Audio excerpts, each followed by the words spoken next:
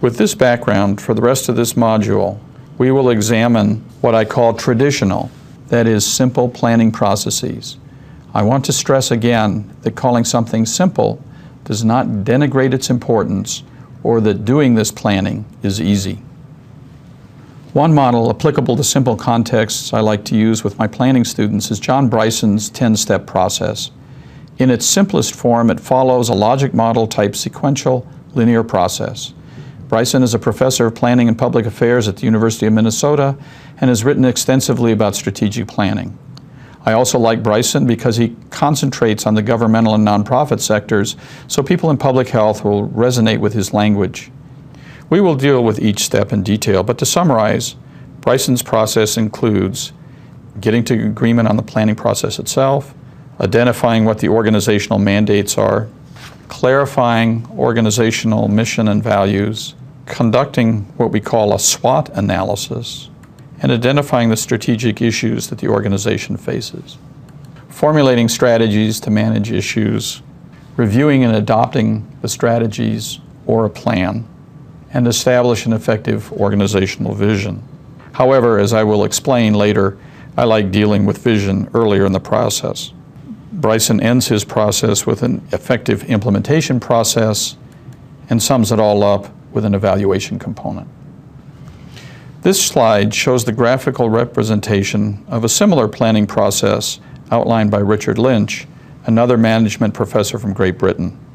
Lynch calls his process prescriptive, and that's what I call a traditional planning process.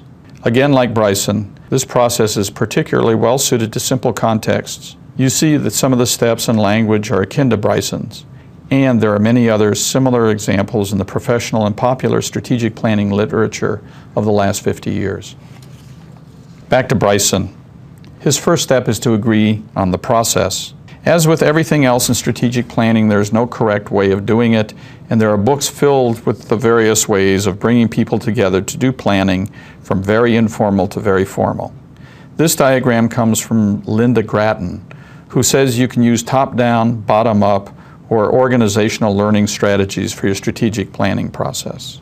Jim Collins, based on his research for his bestseller Good to Great, points out that organizational effectiveness is not dependent upon leadership style and the amount of stakeholder participation in the process. It seems that depending upon the organization, many different processes can work. In fact, I believe that the strategy creation process should be governed by whether the situation is simple, complicated, or complex. But again, that detailed discussion is more than we can accomplish in this module. What I wish to stress, however, is that many processes can result in a useful strategic plan.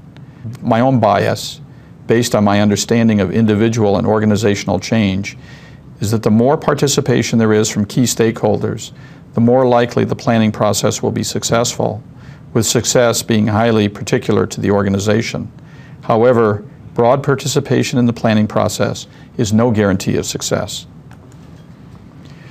Bryson's next step is understanding organizational mandates for planning.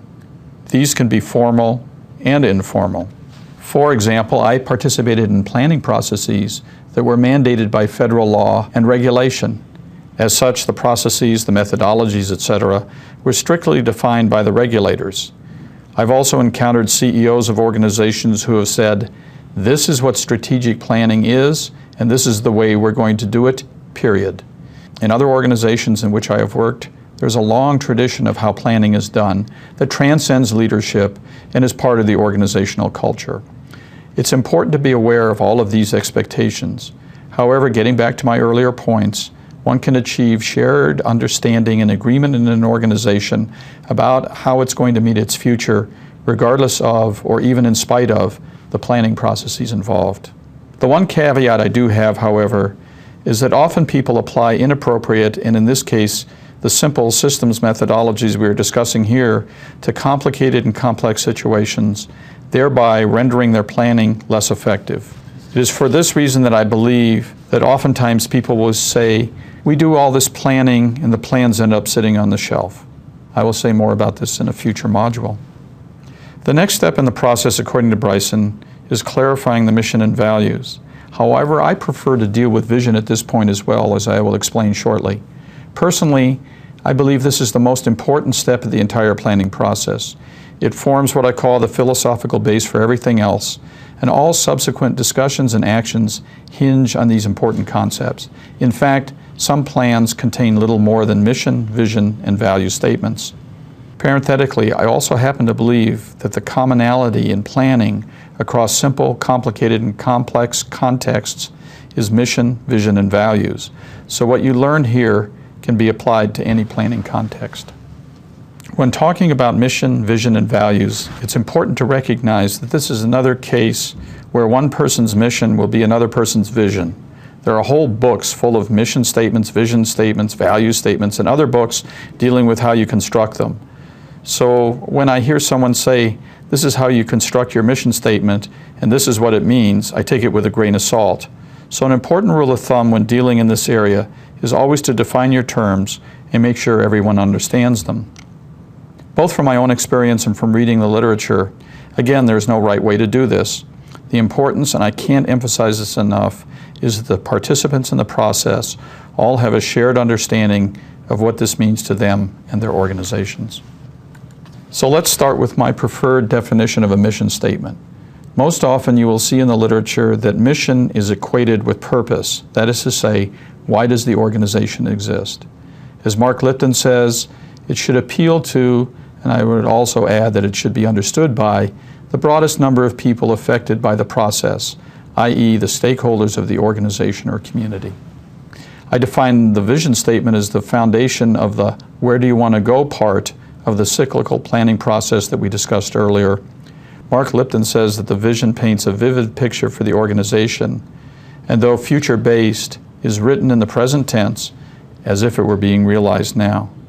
Starting with vision is akin to doing what is often suggested in the logic model evaluation process, starting with defining the end point, the impact you hope to have.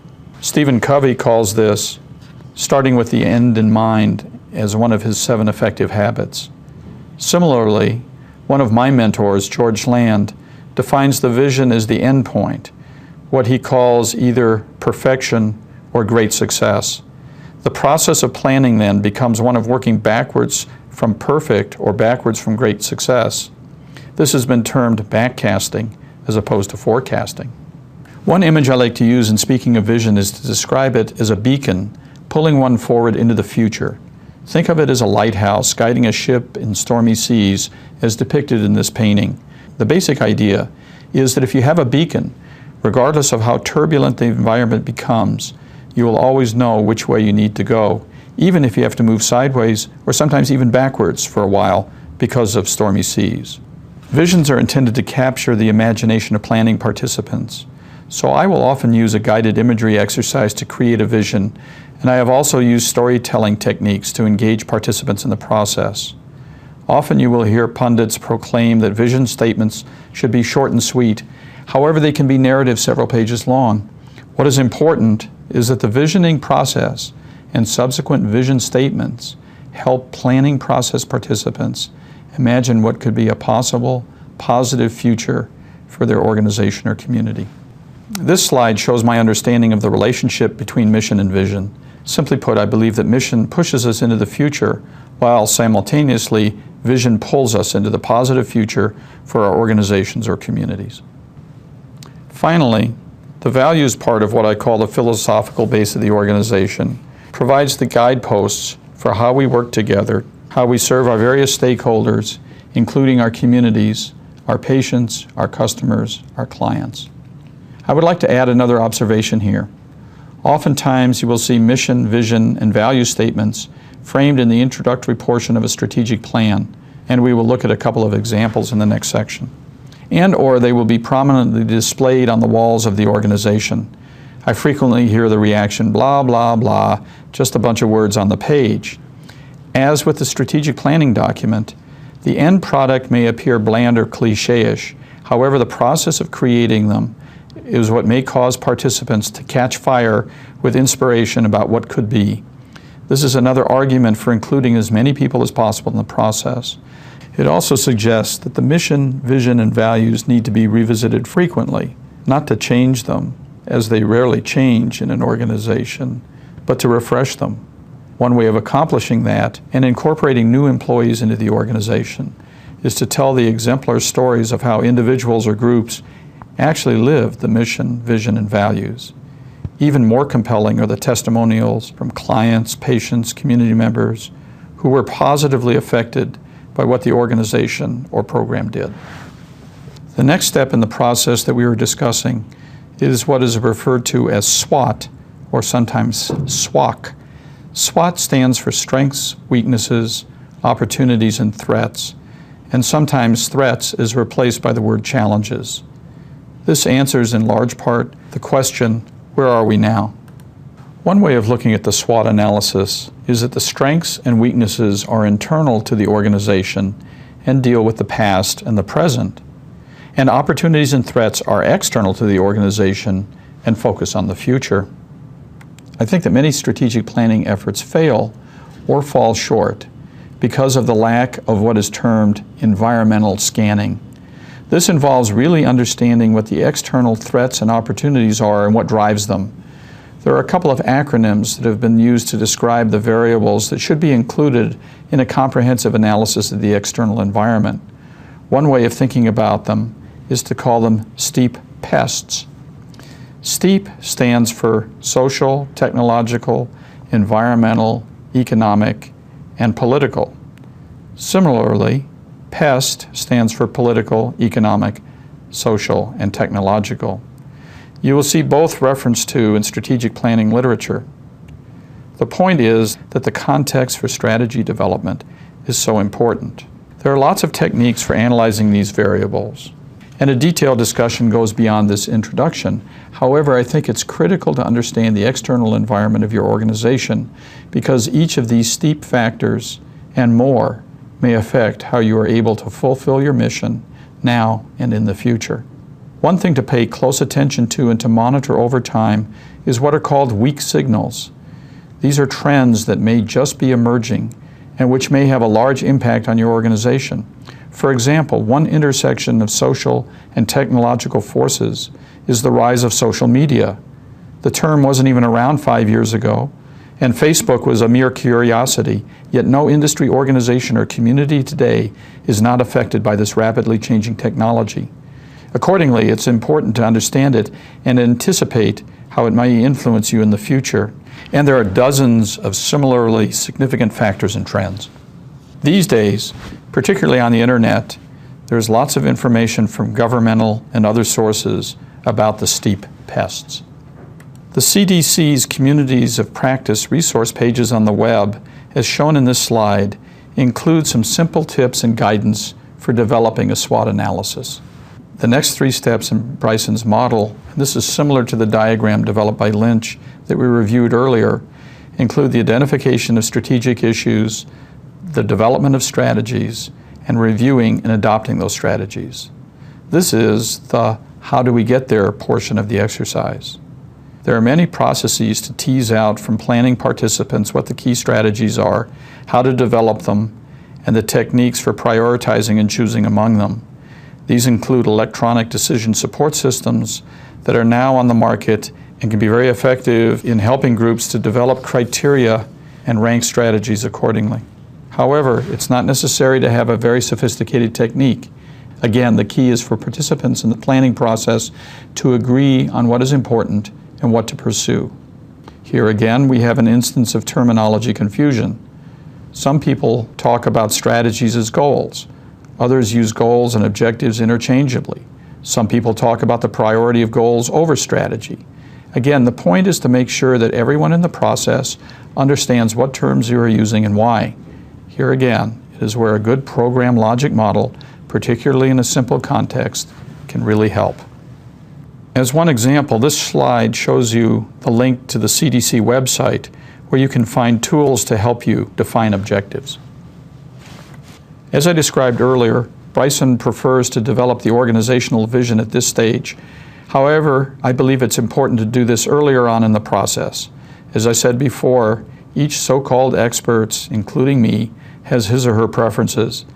In fairness, Bryson does acknowledge the reason why some people like me wish to address vision earlier. He thinks having a better understanding of the organizational environment, that is to say the SWOT analysis, and the strategic issues defined leads to a better vision statement. Regardless, you need to do what works for you and your organization. The ninth step in Bryson's process is figuring out the implementation. As I mentioned earlier, this can often be a cascading series of plans, that is to say, broad strategy then leads to much more specific implementation plans.